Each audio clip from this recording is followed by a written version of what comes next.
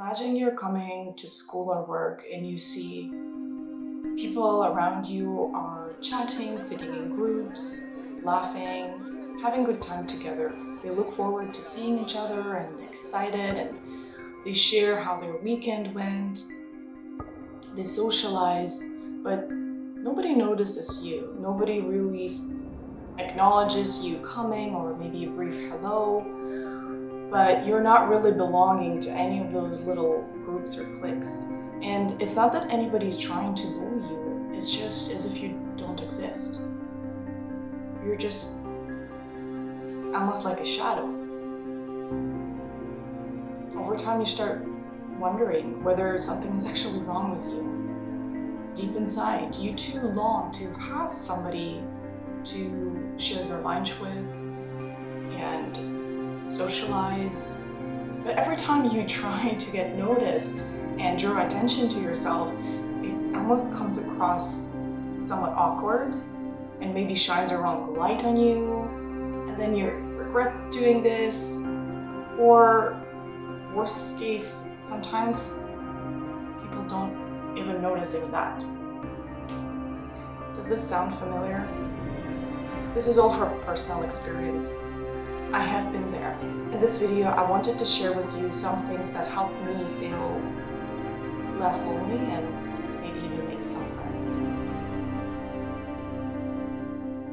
Why does it matter for us so much to feel like we belong or feel like we're part of a group or we have friends? Well, we all want to feel we matter. Also, historically and evolutionary, when humans were living in tribes, it was important for our survival to belong to the group. If you get excluded, then you die. You can't survive on your own in the wild nature. People were hunter-gatherers, they did that together, and they shared the responsibilities of childcare, getting the food, protection. All of that was made in groups. So it is really deeply ingrained in us to have that longing for connection with others. It makes us feel more safe if we know that we have a circle of friends, family, community. And when we are feeling isolated for whatever reason, that feels really insecure. And it can go on for years, actually, depending on circumstances in which we end up living. A big challenge a lot of us face is finding your tribe, finding your wolf pack, so to say. Finding the people who share maybe similar values or similar interests.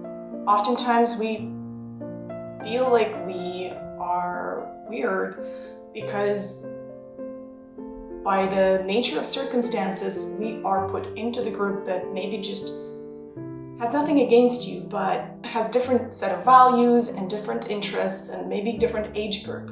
I like this quote from Brené Brown. If I get to be me, I belong. If I get to be like you, I fit in. I think for a really long time, I tried to fit into various groups, not realizing why it wasn't really working, because maybe those groups particularly actually were not my tribe. So if you're one of those people, listen in, and I hope you find some helpful tidbits for your journey. I spent years trying to fit in. As a kid, I was bullied for being the poorest kid on the block and always wearing something that's old and outdated, and also for having ugly big eyes. Everybody thought I'm such an underdog and nobody really expected me to thrive in life. There are probably many different definitions of loneliness, but I like the one by Brené Brown from Atlas of the Heart. And she puts it really simply, as a lack of meaningful connection. I think we all have been there where we are actually engaged in conversations and connections with other people throughout the day, be it work or in different groups or activities, but none of those connections are actually deep or meaningful to us. They're sort of transactional interactions, and we feel like those people don't really care about us that much. And As per Harvard Business Review, in 2018, 40% of Americans reported experiencing loneliness. And in 2019, that number went to 61%. In the recent years, there has been a lot of publications and public awareness around impact of loneliness on our health, well-being, and longevity. And it's been postulated that loneliness shortens our lifespan similarly to smoking 15 cigarettes a day. Unfortunately, there's no quick fix for it. It takes about 50 hours to build friendship, as per some of the sources. Nobody can really, reliably tell you what's the evidence-based amount of time you need to spend with somebody and what's the secret sauce of building friendship. There's certainly different ways you can look at friendships, connection, feeling less lonely. So in this video, I wanted to share maybe some of the things that I found helpful on my journey. There has been times in my life when I felt deeply, extremely lonely, and that was also related to being an immigrant, joining medical school where I didn't go to undergrad with any single person, and everybody sort of seemed to click based on where they went to undergrad or maybe did some hobbies together. It's like my previous life was scratched and I had to grow new roots in my 20s here. So loneliness is a very dear topic to me because I've been there many times over the last 10 years. I know I'm not alone. I know a lot of people in this modern days suffer in silence. However, I did put a lot of effort into working on myself and developing relationships. So I wanted to share with the world because I know someone out there could benefit from it. So first thing to feeling less lonely, in my honest opinion, is connecting to yourself. And it might maybe sound a little contradictory because you're already alone, you're with yourself all the time. But connecting with yourself on a deeper level, I think, really improves your emotional intelligence. And as you work on bettering yourself, understanding your values, understanding your interests, your life goals, sort of crystallizing who you are as a person, as the more you connect and become more self-aware, it really comes across and it shines through every interaction you take if you do it authentically. So things that help with developing more emotional intelligence and self-awareness, this is not an exhaustive list, but things that I found personally helpful are things like journaling, getting therapy, getting a mentor, or maybe you just like one good friend with whom you feel safe. Also, anything that could help you with decreasing your own anxiety level. This world is so highly stressful and busy. I think we all have some threshold of anxiety, regardless whether it's a diagnosable DSM-5 diagnosis of anxiety or it's just a general life stress.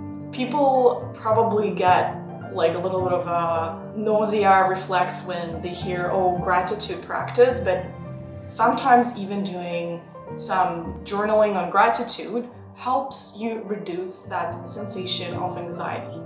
It brings up that positive outlook, those positive emotions, and intentionally turns you or intentionally pushes you to think about some of the positive interactions or events of the day that your brain might have just brushed off and focused on something negative.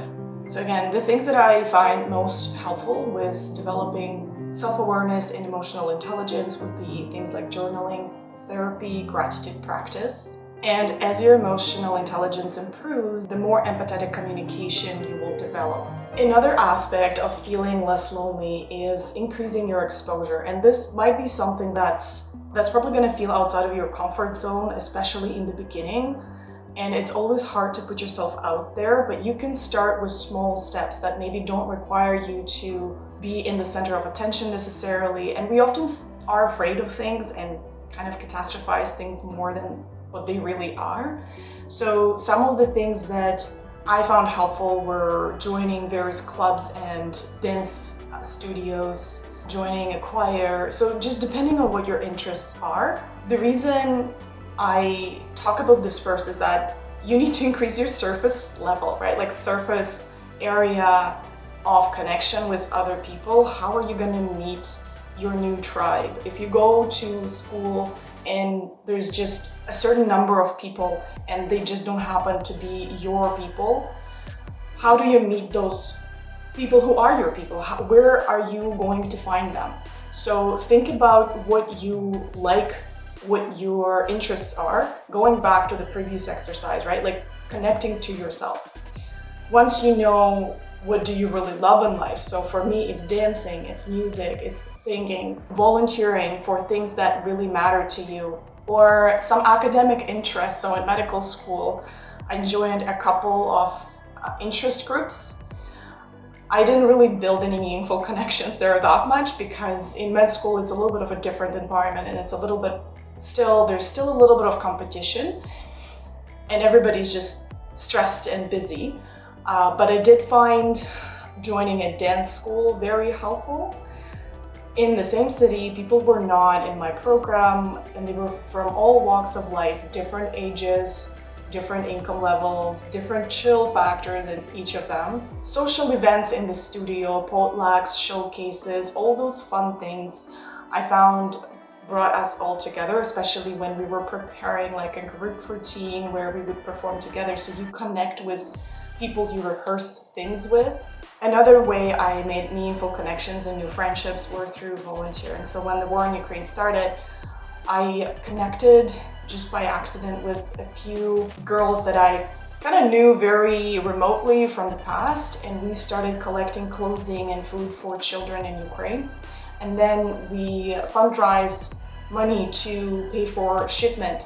And then we got into all sorts of trouble because our shipment got stuck in Germany, and I think because the prices of the gas increased, we were owing the transport company way more than we fundraised for. So we had to troubleshoot and brainstorm and problem solve together. And I think when you go through challenges with somebody, it really brings you together. So those are really important people for me now, even if we don't talk that often.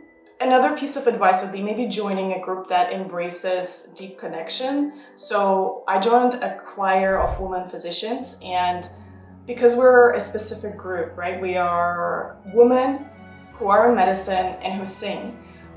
We ended up sharing some very deep struggles or deep connections and supporting each other. So it became more than just singing, more than just choir for us. It was a place where we could share our struggles and develop beautiful friendships. But all that takes time, right? Those friendships also don't form overnight or over 1 week or 2 weeks. It takes years sometimes, or at least months, to click with somebody, and you might need to go through various interactions, various experiences with people before you sort of test and prove the friendship. Many people also find Toastmasters helpful, and I agree with that. I tried joining Toastmasters in the past, and it was challenging because as a medical student and as a resident, I wasn't really in charge of my own time schedule, so I couldn't commit to a lot of Toastmasters groups that were existing in the area. And I was also moving around, so for the electives, or then I moved for my medical school, and then I moved again for the residency, and after graduation I was doing locums and trying different sites. So it's hard to do when your career requires you to be on the go. However, I did found my own club eventually, and we do it virtually. Although it is challenging to maintain, that club probably brought a lot of good and dear friendships for me. Another word about dance studios or like yoga studios: try to find a studio that may be close to where you live, so it is sort of in your community. and look at what their values are. Like, talk to the owners, see how much they're interested in building their community rather than just running a business and treating customers as an item, right? So I was very privileged to join a yoga studio that really values human connection and building that safety net together. So they often host socials and potlucks and various walks in the park together. Just some simple, basic human interactions that bring people together and not forced. So anybody is welcome to join, and there's no pressure to be in the center of attention or be the showrunner, so to say. Another important point I wanted to make is that you don't feel like you have to be social butterfly and be comfortable necessarily with being in the center of attention once you join any sort of group or event. It's okay to just show up and just be there. As long as you are sincere, as long as you have smile and you have positive attitude, that's enough.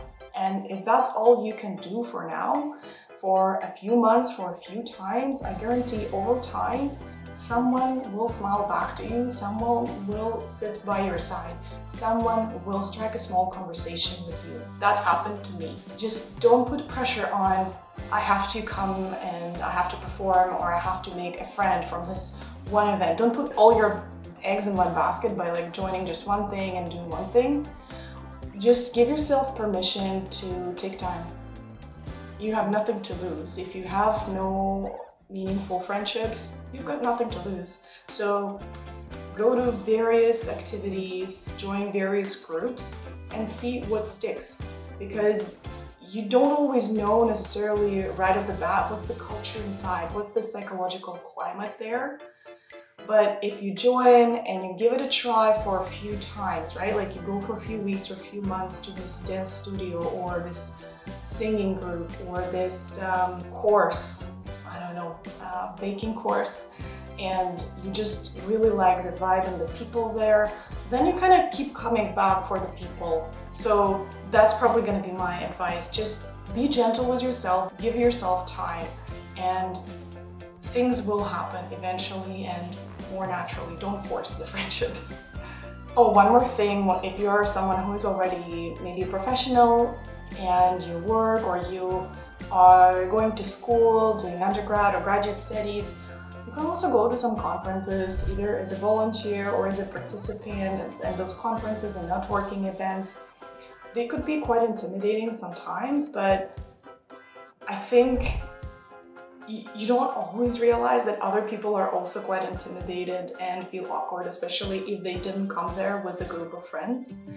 And you'll see there's actually a lot of people coming to those conferences alone and kind of having nothing to do or nobody to talk to. So not to say that you will necessarily make lasting friendships from conferences, but I would say it gives you a little bit more practice of interaction and talking, getting more comfortable with small talks and then taking it a little bit more deeper than the small talk, maybe just getting to know the other person or just learning to maintain a conversation. This could be a challenge too, right? Okay, now I wanted to talk about something really important.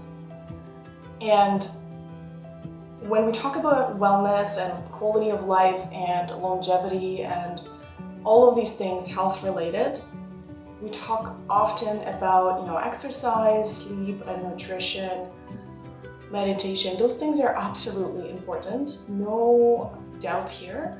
But there was this striking study that was super long, it was like 80 years long, that showed that the quality of your relationships determines your quality of life.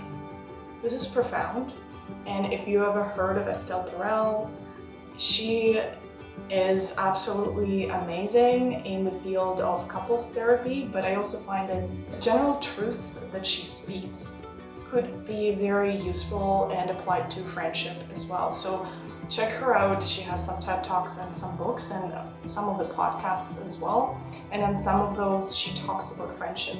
And by the way, this is not an advertisement, not sponsored or anything. I am just genuinely admiring this genius psychotherapist. And I think it would be greedy of me not to share it with the world. Okay, so you've probably heard of the book How to Win Friends and Influence People by Dale Carnegie. I really enjoyed this book when I was, I think, 8 or 10 years old, and I think it is very helpful. So definitely check it out and read it if you haven't done so yet. And some of the things that I found most helpful from it were things like, they're very basic, they might seem very basic, but they go a long way. So for example, smiling. Always begin in a friendly way. So having positive attitude when you talk to people, right? If you're grumpy, if you're somewhat closed off, your body language is communicating that you're uncomfortable, people will perceive it and read it subconsciously, and they will not be as interested in building a relationship with you. They might just think that you're not into it too. Also things like showing respect, asking questions, getting your partner with whom you're talking, get to feel that they matter, and showing that you're genuinely interested in whatever they're talking about. Not faking it, because this is going to be very obvious when we fake interest or when we ask a question and then we kind of look at our watch or we are on our phone. You know, maintaining that real eye contact, not in like a weird way, but a natural, easy, relaxed eye connection, and actually truly listening. This is so rare these days. So rare. Even some of my good friends that I really love, sometimes when we talk, we'll go on the phone because we're all so busy and they have to manage a gazillion of things, and I forgive them for it, but it does hurt a little bit when somebody is talking to you and checking their phone. So just don't do it. If you want to win that person as a friend, try not to be on your phone when you're trying to build that connection. And then if you see that somebody is trying to make a connection with you and they ask you questions, how are you? Did you like this conference?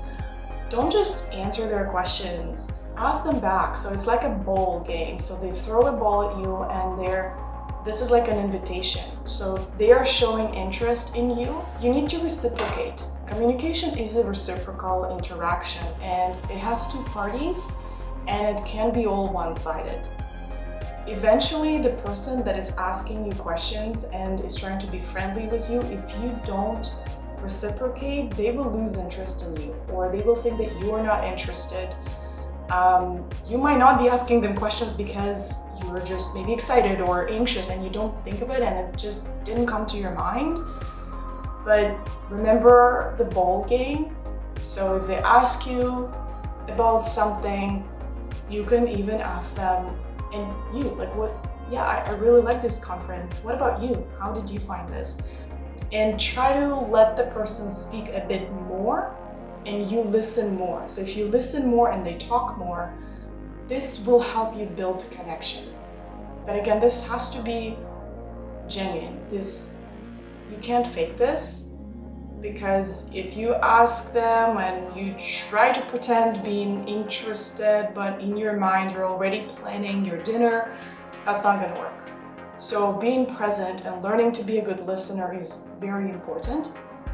And if you go back to the first point of connecting with yourself and doing all those practices to be more self-aware, part of it is often, developing some sort of a meditative practice, which allows you to be more present, which makes you a better listener and a better observer of yourself and other people. And if you notice that you're getting distracted, you might be able to catch this, acknowledge this, and bring yourself back to the conversation. We all screw up with these interactions, and you might be able to just correct it or just apologize. And Dale Carnegie also talks about this. If you did something wrong, just don't fight, don't try to argue, don't try to cover it up. Just admit it, just accept it and say, hey, I'm sorry, I screwed up. Can we start over? Or let me just double check, make sure I did this right. Or if you own your mistakes, people will appreciate this. But if you try to argue and don't want to admit that you are imperfect, as we all are, that will deter people from wanting to connect with you more. I've certainly been in situations where I was so excited about meeting somebody because, let's say, I heard about them or they just delivered an amazing speech and I really want to connect with them, and then I come to talk to them after the presentation, let's say, and I come across so absolutely awkward. And this happens. So it will happen for sure. And the more you practice, the more you expose yourself to these situations, probably the higher the chance that some of those interactions will eventually go right? Go well for you and you will land something. But also don't forget to laugh at yourself and just kind of make it fun. Like, don't treat it too serious, because if you overthink it, when we try too hard, I think that kind of ruins the fun for us and ruins the fun for other people as well. So one of the Dale Carnegie's book principle was about becoming genuinely very interested in other people. So I built a habit of, when I get to know somebody, kind of to learn what their hobbies are and interests and whatever they're willing to share, like not in a weird way that, okay, what's your hobby? What's your favorite color? Not like that, but if it comes naturally in a conversation, then it will always stick in my head. I just, for some reason, cannot forget interesting things people tell me about them. And then whenever it comes in the conversation or interaction like years later, and then I'll mention that, oh yeah, and you have this and this and this hobby, people are always so surprised. They think this is some sort of a superpower, and they're like, how come you remember all these things about all of us all the time? Do you have like a notebook where you write down everything? I actually don't. But I think when I'm meeting new people, I'm so excited to learn about them as humans that I think in my brain it files as important information, and this is the way it archives in my brain, that Johnny likes gardening and Tamara likes cats and somebody likes scuba diving and all these things. Okay, last point I wanted to emphasize is opening up to vulnerability and being authentic. So in modern life, we often compare ourselves to others. It's kind of hard not to, because of all the social media we're connected to. So as we see other people's news feeds, like what they post on Instagram and Facebook, it gives the impression that they have that perfect life. They're very connected socially, they have perfect family, perfect friends, they're doing fun things with their life, and it makes us feel as if we're not worthy or that our life actually sucks. And then another thing that it does to us, it makes us want to measure up with that, right? Like we want to kind of be like that perfect picture. So kind of Instagram edit our life, so to say. And that is in a way kind of fake. And I am also someone who likes to post cute pictures, especially during travel. I enjoy photography, and this is something that is just part of fun for me. But I think there is a degree to which you kind of post and advertise your life as a picture perfect versus just kind of sharing fun. And the line could be fine, and you don't know what's going on with the other person who's looking at those pictures, what's going on in their lives and how that could land for them. But that's probably a topic for another discussion. So today I wanted to bring up a point of staying real and being sincere and genuine. I think that's really, really important in the world filled with superficiality and filters and all of that. So a great book by Brené Brown, Daring Greatly, has this quote that I wanted to share with you today. The irony is that when we are standing across from someone who is hidden or shielded by masks or armor, we feel frustrated and disconnected. That's the paradox here. Vulnerability is the last thing I want you to see in me, but the first thing I look for in you. Isn't this truth? I wanted to say that, when we try to pretend somebody we are not, because we think this will help us win people, will win friends, this will make us look better for others and maybe a more attractive friend or mate for somebody, it takes so much effort. It is like playing a role, and it is exhausting, and you will get tired. And if you build relationships based on who you are not, then eventually you will run into problems one way or another. So I'm a big proponent of living authentic life and choosing to be authentic. And I hope you don't mind me sharing another quote of Brené Brown on authenticity. And I think it's just so deep and profound, I just could not resist from mentioning it today. So, authenticity is not something we have or don't have. It's a practice, a conscious choice of how we want to live. Authenticity is a collection of choices that we have to make every day. It is about the choice to show up and be real, the choice to be honest, the choice to let our true selves be seen. I invite you to be authentic, and I guarantee that over time, this will bring better connections and better relationships to your life. So in summary, being lonely is normal. If you feel lonely, you are not alone. In fact, probably a lot of people you admire who look successful and happy often at times feel lonely or could be deeply alone. We all feel lonely in this overly busy, time-crunched, hustled world, and building meaningful relationships takes time and continuous effort. I hope you found something helpful in this video, and I wish you best of luck in finding more joy and peace in life. If you have questions or comments or suggestions for future videos, make sure to comment down below. And if you like the vibe of this video, please hit the subscribe button. Thank you for watching this, and I'll see you next week.